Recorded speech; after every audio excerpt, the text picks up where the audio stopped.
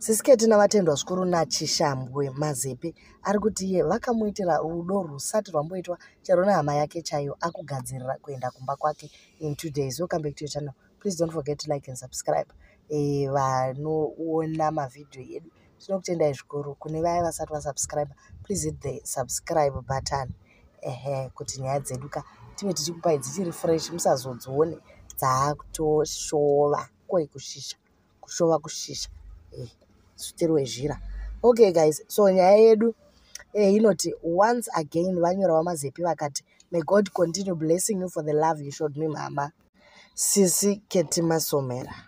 Sometimes I feel kumuka ndichikudziisirai mvura yekugeza kana kukuwachirai kana kukubikirai nezvamakandiitira. Ndakakura ndisina chinhu, ndiri munhu asingafungidzirwi kuti achasvika kuEurope, asi ini ndichikura ndozvandaida. Ndinotenda zvikuru Mwari akakupfekai, mwoyo wenyu wakakura wakanaka, unonzwira tsitsi nherera. Thank you. Tafara, we enjoyed a lot since I arrived in Ireland. Hapana chandinoshota, chikafu, chekupfeka, chekudya. May God bless you mama Siskete, mupukuti wemisodzi yangu. Ndinoda kukuitirai zvamusingakanganwi muupenyu hwenyu. I promise you. Thank you. I will love you. Makarwa hondo inotyisa mukakunda, piwai makore ekurarama akawanda. Kubva nhasi muri mama vangu, ndakakura ndisina mai, ndiri nherera. Ndinokudai my sister, you are my everything. Smile, love you more. Kana ndava nemari, I will do something very big for you. Anyway, ndave kugadzirira kuenda kumba kwangu in 2 days time. Ndakachengetwa zvakanaka uye zvakwana. Ndidirireiwo malove nemalikes kuna mama Ketty. Varambe vachibatsira vanotambura. Maibvukuru soon vanenge vauya nevana through Siskete. Rudo urwu dai tinarwo tese semaZimbabweans taibudirira. Love you moms Siskete. So Mazepe anyora, this is actually a heartfelt thank you. Unotoshaya kuti wotenda uchiti chii. Guys, makamboitwa zvinhu zvakanaka mulife zvekuti unotoshaya kuti thank you enough. Way yavanyora nayo vaMazepe ava iyi haisisiri skiti iyi. Vanyora nemacapital letters vachitaura kuti Siskete muri pakadzika dzika pemwoyo wangu, mandiitira chero zvisati zvamboitwa nehama. Mazepe akakura ari nherera. And recently he spoke about way yaanovenga nayo domestic violence.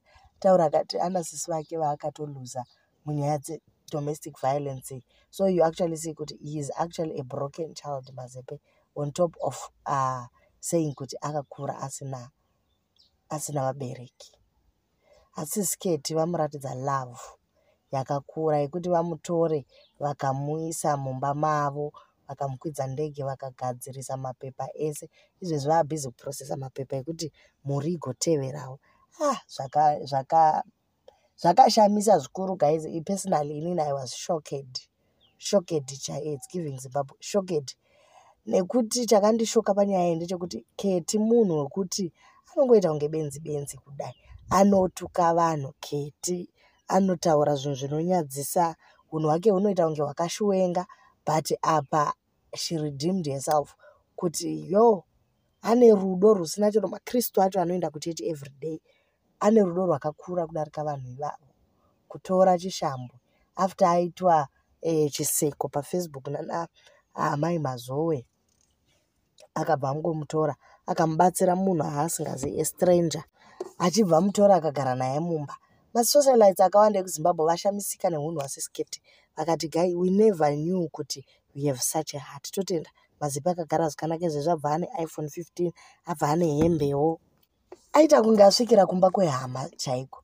And guys, moziva kuti sometimes kusvikira kumba kwehama kwakatooma kudarika zvatoitika apa. Sometimes friends are actually very close to you than your family. So tinongotenda Siskete for actually doing this good thing for Mazepe. Izvezvi Mazepe akutanga ubasa, family yake yotevera.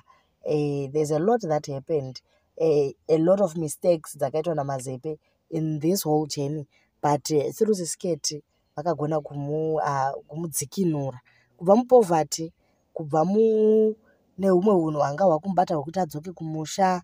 Vakamusimbisa kuti aiwa jeni yekuEurope haina kuchipa. Saka totenda aiwa Mazepe aitirwa zvakanaka.